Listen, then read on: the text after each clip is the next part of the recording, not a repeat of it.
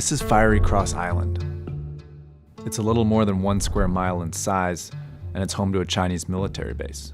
There's a 10,000-foot airstrip, an advanced radar station, a missile defense system, and about 200 troops. But the strangest thing about Fiery Cross Island is that 2 years ago, it didn't exist. And neither did the 6 other Chinese military bases that have been built on man-made islands in the South China Sea. If you look at this satellite image from 2014, you can see huge Chinese ships collecting around remote reefs in the Spratly Islands, an archipelago in the South China Sea. In this image, these ships are rapidly pumping sand and rock up onto the reef. They're building islands. And less than a year later, the Chinese had seaports, air bases, and buildings on their new island, and the world had taken notice. We continue our look this morning at what China does not want you to see. The superpower is reclaiming land in 7 spots in the South China Sea, adding on average more than 3.5 acres every day. See, with these islands, China's trying to lay claim to one of the most important areas of ocean in the world, the South China Sea. The South China Sea is incredibly rich in natural resources. 11 billion barrels of oil, 190 trillion cubic feet of natural gas, and 10% of the world's fisheries. Most importantly though, 30% of the world's shipping trade flows through here, to the booming population centers and economic markets of Southeast Asia. It's an extremely important body of water, and right now 5 countries lay claim to some part of it. Now, most countries base their claim off the UN Law of the Seas, which says a country's territorial waters extend 200 miles off their shore, an area called the Exclusive Economic Zone, or EEZ. Countries have exclusive rights to all the resources and trade in their EEZ. It's their sovereign territory. So for example, any oil that's found within 200 miles off the coast of Vietnam belongs exclusively to Vietnam. But any area that isn't in an EEZ is regarded as international waters, and it falls under UN maritime law, which means everybody shares it. Now, every country in the South China Sea region uses this 200-mile EEZ threshold to determine its claims. All except China. China argues they have a historical claim to the South China Sea, dating back to naval expeditions in the 15th century. And they mark it using a really confusing border called the 9-dash line. Following World War II, Japan, who had dominated the entire region, lost all control of its surrounding seas. China used the moment to claim the South China Sea by drawing this imprecise line on the map that encompassed 90% of the South China Sea. It became known as the 9-dash line. And when the UN established the 200-mile EEZ in 1973, China stuck to its own line, refusing to clarify its boundaries and ignoring claims by other countries. Now that brings us to the Spratly Islands. It's a remote, barely inhabited cluster of islands currently claimed by China, Vietnam, the Philippines, and Malaysia.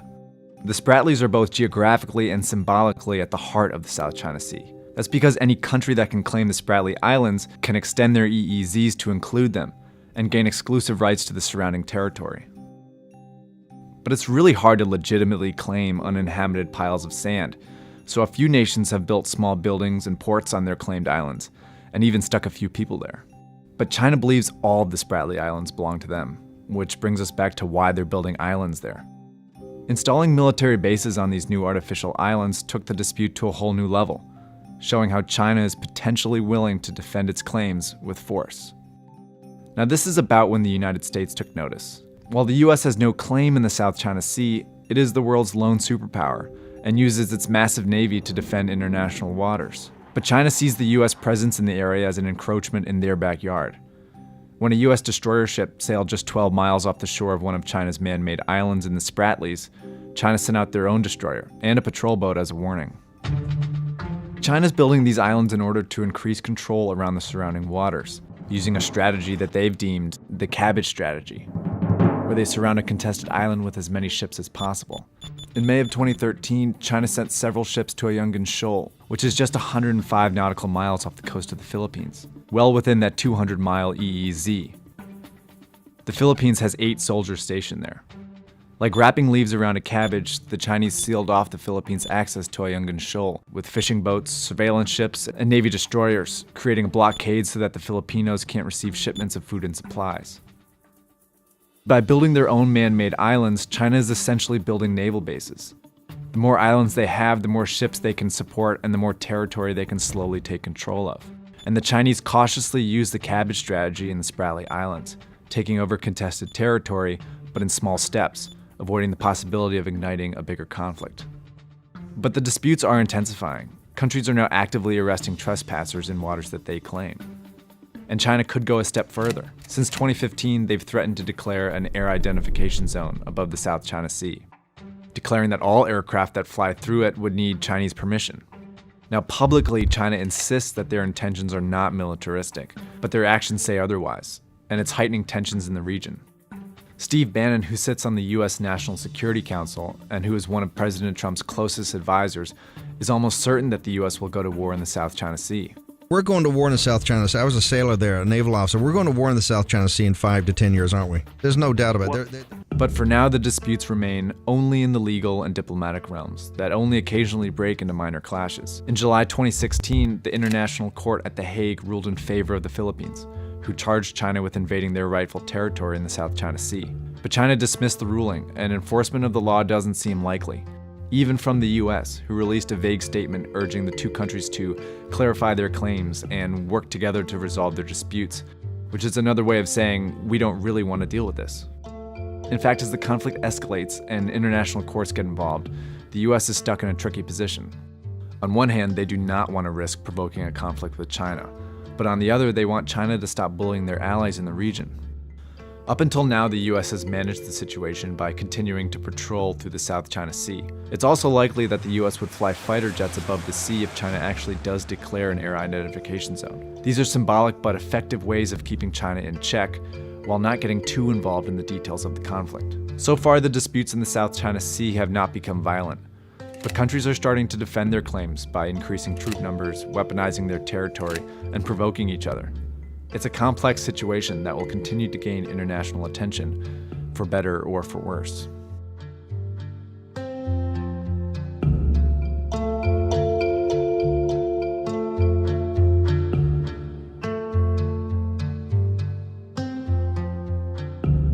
Assalamualaikum warahmatullahi wabarakatuh. Nah, selamat datang di podcast kita. Kali ini kita mau ngebahas tentang apa sih alasan Tiongkok mempertahankan Laut Cina Selatan. Nah, tapi sebelumnya perkenalan dulu nih. Kenalin, kita mahasiswa HIUII. Ada aku, Aditi Herani Putri, sebagai moderator. Nah, kali ini aku ditemenin nih sama 2 orang pembicara yang keren-keren. Pembicara pertama ada Haikal. Ayo Kal, kenalin dulu Kal. Halo, nama saya Haikal Muaram, sebagai pembicara 1. Nah, selanjutnya pembicara kedua nih, ada Bang Ali. Ayo Bang, kenalin dulu Bang. Halo, di sini ada Ali Muhammad sebagai pembicara kedua. Nah, without any further ado, langsung aja yuk. Sebelumnya, aku mau ngejelasin nih terkait Laut Cina Selatan.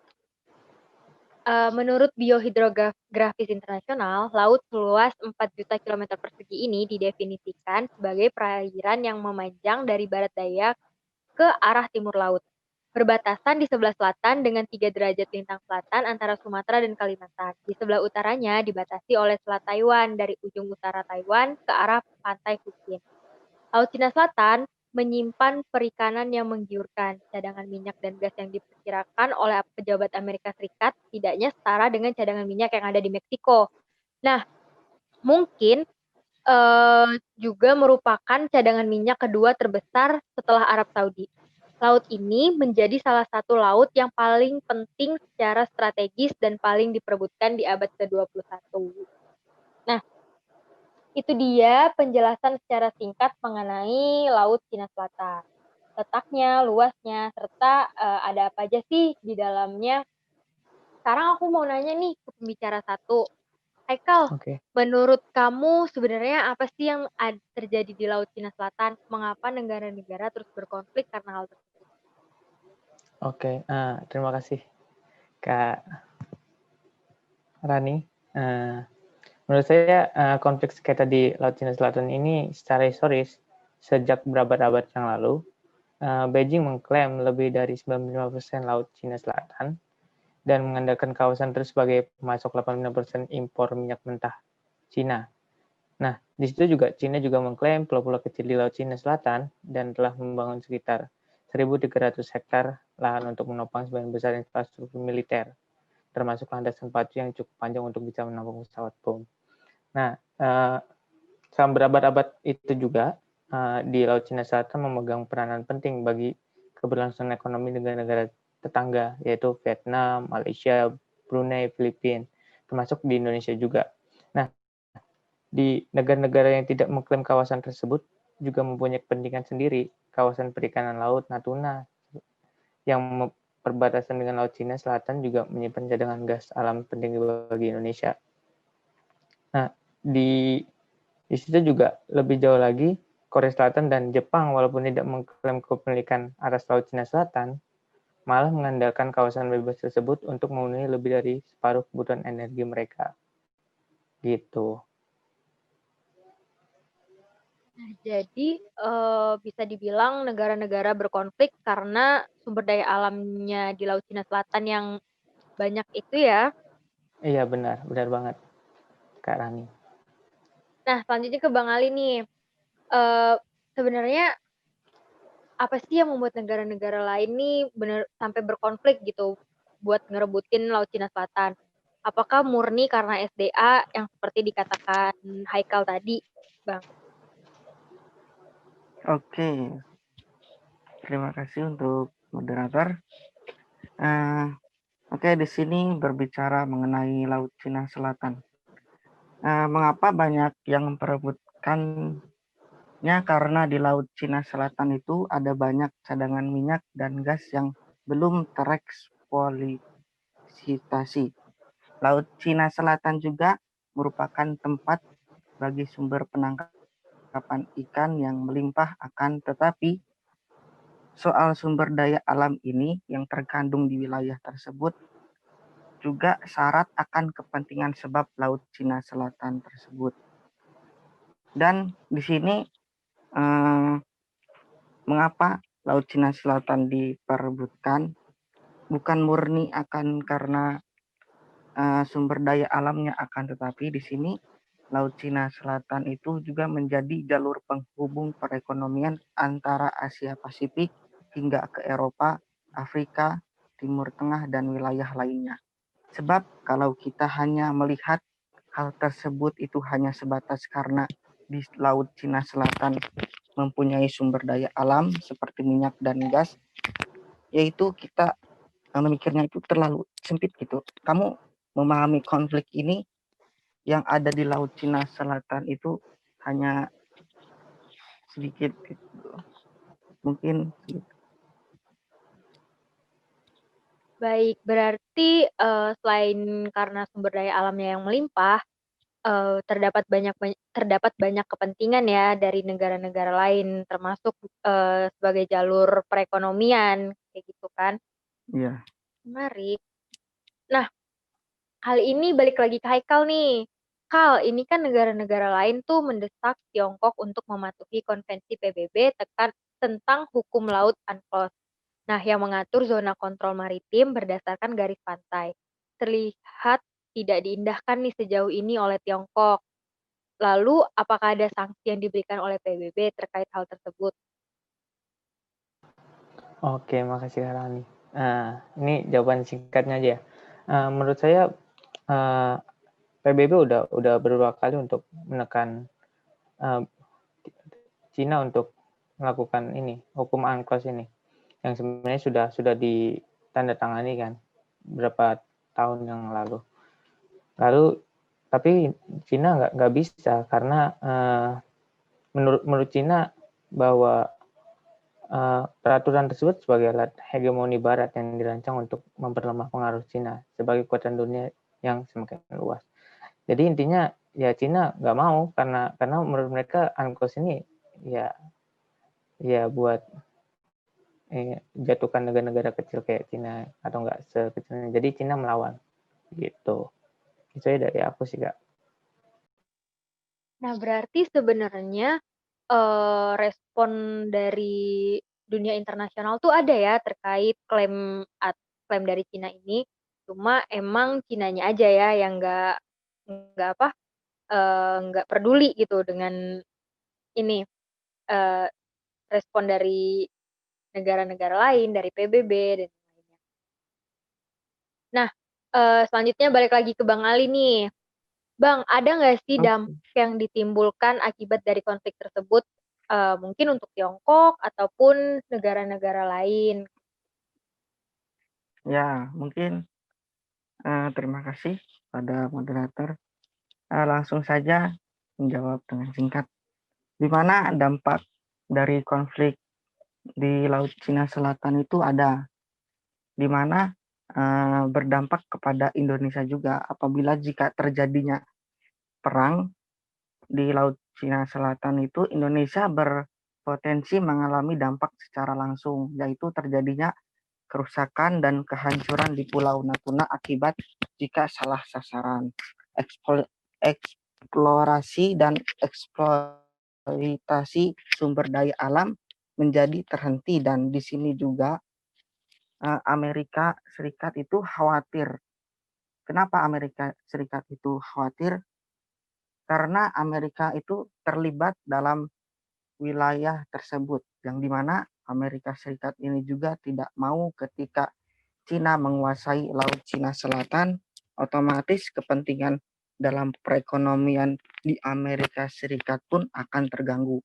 Sebab Amerika Serikat kan memiliki sekutu di wilayah Asia Timur dan Asia Pasifik, seperti Jepang dan Korea Selatan, di mana rata-rata perekonomian Amerika Serikat ini terhadap kedua negara tersebut sangat tinggi intensitasnya. Oleh sebab itu, kalau misal Laut Cina Selatan ini dikuasai oleh Cina, dalam arti ini Amerika Serikat tentu pasti dirugikan dengan adanya kebijakan dari Tiongkok tersebut. Mungkin segitu, Kak. Berarti dampaknya juga banyak ya ke negara-negara lain yang bahkan tidak terlibat langsung dalam konflik ini, seperti Amerika Ya, Serikat. Nah, ke Indonesia juga yang bisa merugikan kita karena konflik ini. Nah, ini pertanyaan yang kelima sih. Terserah deh siapa yang mau jawab, bebas. Ada nggak sih jalur mediasi antara negara-negara yang berkonflik? Apakah sudah ada gitu upaya untuk penyelesaian ini melalui jalur mediasi? oke, langsung saja ya, saya mau jawab. Kalau untuk jalur mediasi ini, itu sebenarnya sudah dilakukan. Cuman kan di dalam mediasi ini kita tahu akan perjanjian UNCLOS yang mengatur mengenai apa batasan-batasan wilayah kedaulatan negara yang mengklaim konflik di Laut Cina Selatan itu sendiri. Mediasi ini sudah dilakukan. Cuman kan balik lagi ke negaranya sendiri, kepada Cinanya itu sendiri. Mereka tidak mau mengakui perjanjian UNCLOS ini sebagai suatu perjanjian internasional. Makanya dia itu ibarat gak mau mengakui perjanjian itu karena dia itu berpedoman kepada Nine Days Land atau 9 garis putus warisan nenek moyangnya dulu. Seperti itu. Ribet juga ya. Dia nggak mau matuhin Nah, UNCLOS, juga bisa berdampak yang lebih besar. Nah, besar kembali. yang terakhir banget nih, ini pertanyaan opini aja sih. Menurut kalian gimana? Apakah ada kemungkinan konflik ini menemukan titik terang? Atau adakah kemungkinan konflik ini bisa berakhir entah itu dengan cara damai maupun cara yang lain? Siapa dulu nih yang mau jawab nih? Apa aku dulu? Boleh, Ya. boleh. Boleh banget, Kak. Boleh. Dari moderatornya dulu saja. Nah, kalau Silahkan.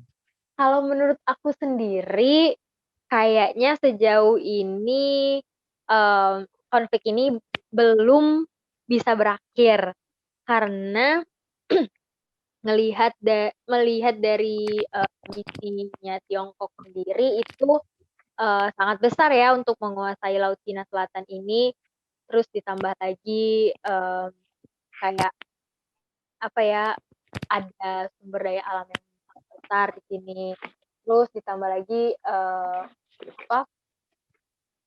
ya ambisi-ambisi dari pemimpinnya, presidennya kayak gitu. Jadi sejauh ini aku mikirnya kayaknya konflik ini akan terus berlanjut sampai entah mungkin pemimpinnya yang berganti kah terus setelah pemimpinnya Tiongkok berganti agak menjadi lunak sedikit atau bahkan mungkin setelah pemimpinnya berganti malah lebih agresif dari yang sekarang kayak gitu. Nah, kalau menurut Bang Ali, menurut Haikal gimana nih? Siapa dulu yang menjawab? Mungkin aku ya. Nah, kalau dari pandangan aku tentang kasus konflik sengketa ini, ketika di pemimpinannya Trump, memang dunia sangat memanas sekali kan. Dan Trump juga memang orangnya memang suka nyenggol-nyenggol gitu memang orangnya. Tapi kan kita nggak tahu sekarang Amerika digantikan oleh Joe Biden. Nah di Joe Biden juga kemungkinan konflik sengketa ini, kalau menurut saya pribadi, presiden manapun di Amerika akan tetap berjalan sama prinsipnya. Prinsip-prinsip Amerika ya pasti tetap jalan. Jadi sengketa ini tetap jalan di kawasan tersebut.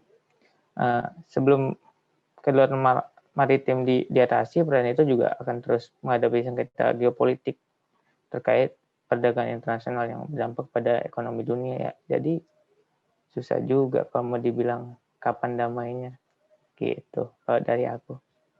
Thank you. Oke, terakhir ya. Iya, terakhir nih. Oke, mungkin menurut aku sendiri, menurut pendapatku sendiri lah, untuk konflik ini tidak bisa terselesaikan secara damai. Di mana jika masing-masing keadaan dari semua negara tetap begitu keras untuk menguasai Laut Cina Selatan. Apalagi Cina yang tidak mau mengalah akan kekuasaan di Laut Cina Selatan. Karena kan di sini banyak sekali dari 6 negara yang ingin menguasai Laut Cina Selatan. Akan tetapi Oke, mungkin saya bakal kasih sedikit aja. Ini dari pandangan saya keseluruhan terkait judul podcast kami, yaitu alasan kenapa Cina mempertahankan Laut Cina Selatan gitu. Terdapat paling sedikit 3 hal yang membuat Laut Cina Selatan menjadi wilayah yang rawan konflik besar masa ini dan masa mendatang gitu. Pertama, Laut Cina Selatan adalah sebuah kawasan perairan yang potensi sumber daya alamnya sangat besar, terutama di bidang minyak dan sumber energi. Dengan beberapa gugusan pulau yang tersebar di sekitarnya yang menjadikan perebutan saling klaim beberapa negara gitu. Setidaknya ada 6 negara yang mengklaim, yaitu China, Vietnam, Filipina, Taiwan, Malaysia, dan Brunei Darussalam. Lalu yang kedua, faktor yang kedua adalah karena letaknya yang berada di jalur perlintasan kapal-kapal internasional yang melewati Selat Malaka. Jadi salah satu yang paling sibuk di dunia jalur perlintasan tersebut, dan merupakan jalur penghubung perniagaan dari Eropa ke Asia dan Amerika ke Asia dan sebaliknya. Melalui wilayah perairan negara-negara di paling sedikit 3 kawasan penting, ada Asia Tenggara, Asia Timur, dan Asia Pasifik. Jadi kalau saya simpulkan, negara pengklaim, negara yang di sekitar Laut Cina Selatan, ada juga negara yang non-klaim tapi punya kepentingan di situ seperti Indonesia, Singapura, bahkan Amerika, berkepentingan setiap saat atas terjaganya stabilitas dan keamanan Laut Cina Selatan. Aktivitas pelayaran yang meningkat menggunakan jalur lintas pelayaran internasional di Laut Cina Selatan dan perkembangan ekonomi yang sangat dinamis di negara-negara di di ketiga kawasan penting tersebut membuat peranan Laut Cina Selatan semakin penting dan baik negara maksudnya baik pada pengklaim atau non yang ngeklaim di sekitarnya, serta negara-negara luar sekaligus sensitif atas perubahan konsentrasi kekuatan militer di berbagai negara tersebut. Terus juga ada negara luar kawasan yang berkepentingan secara khusus targetnya ke arah sana. Jadi ada beberapa jalur yang mereka mungkin kapalnya ingin lewat gitu. Jadi setiap manuver kekuatan angkanya bersenjata di situ. Pertama di angkatan laut gitu. Ada beberapa tampak provokatif atau ofensif dari setiap negara, terutama yang dikategorikan sebagai negara-negara besar dan adidaya akan mengundang reaksi dari negara-negara merasa terancam kepentingannya. Jangka panjangnya selanjutnya ketiga itu ada pertumbuhan ekonomi yang besar di Asia, terutama Cina. Dan sebaliknya pertumbuhan yang menurun terus di Eropa membuat banyak negara berupaya memperoleh kontrol atas atau perebutan kawasan perairan yang strategis dan dinamis itu. Laut Cina Selatan maupun Amerika dalam hal ini berupaya mengamankan kepentingan keamanan energinya dengan berupaya menguasai kawasan perairan yang dulunya bisa diterima secara kompromi secara jalur diplomatik, resmi atau tidak resmi, untuk dikontrol bersama lewat upaya pencegahan diri yang artinya stress restraint kalau nggak salah, yaitu menghindari provokasi dan ofensif kekuatan bersenjata di perairan laut itu. Namun sekarang cenderung dilarang dengan inisiatif unjuk kekuatan dan keperluan memperlihatkan reaksi yang berimbang, dan bahkan ada negara yang mulai mencoba menggunakan ancaman serta intimidasi halus menggunakan kekuatan fisik militer di lapangan. Sempat beberapa kali AS mengirimkan jetnya, lalu juga Cina juga tidak mau kalah dengan patroli jet di kawasan Laut Cina Selatan tersebut. Terus apa lagi ya? Mungkin itu aja dari saya. Makasih. Ya, mungkin kan di sini alasan mengapa Cina itu mempertahankan Laut Cina Selatan, ya mereka ingin mengambil keuntungan dari Laut Cina Selatan tersebut, karena di sini Cina berpegang teguh kepada 9 garis putus-putus atau warisan nenek moyangnya itu tersendiri. Mungkin dari saya segitu. Ya, dia berpegang teguh pada itu, terus ditambah lagi dengan keinginannya untuk menguasai area tersebut, jadi kayaknya konflik ini bakalan terus berlanjut deh. Terus sanksi yang diberikan PBB aja nggak digubris ya sama dia. Nah, oke, sekian dari podcast kita kali ini. Makasih banyak ya buat Haikal dan Bang Ali udah mau meluangkan waktunya sama pikiran. Iya, sama-sama Kak. Sama-sama Kak. Sampai ketemu di lain kesempatan. Bye. Okay, bye. Thank you. Terima kasih.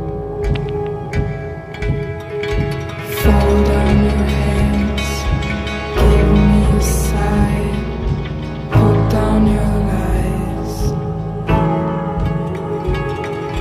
lay down next to me, don't listen when I scream, bury your doubts and fall asleep.